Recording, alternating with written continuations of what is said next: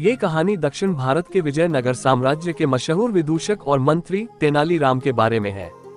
तेनालीराम अपने बुद्धिमत्ता और हाजिर जवाबी के लिए जाने जाते थे।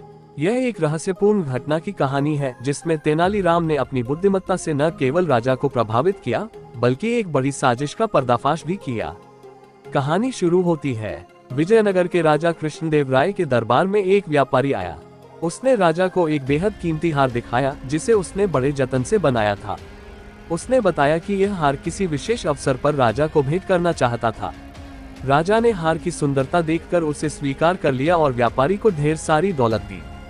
कुछ दिनों बाद राजा ने वह हार अपने खजाने में रखने का आदेश दिया, लेकिन अगले दिन जब खजाने का निरीक्षण किया गया तो वह कीमती हार गायब था।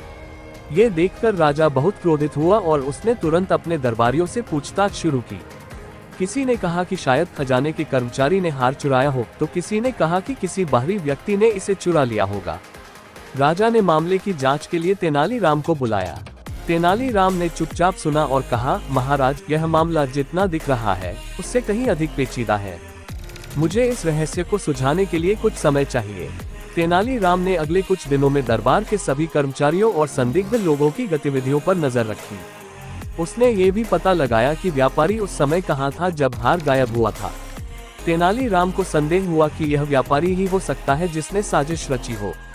एक दिन तेनालीराम ने राजा से कहा, महाराज, मुझे उस व्यापारी से बात करनी है जो हार लेकर आया था।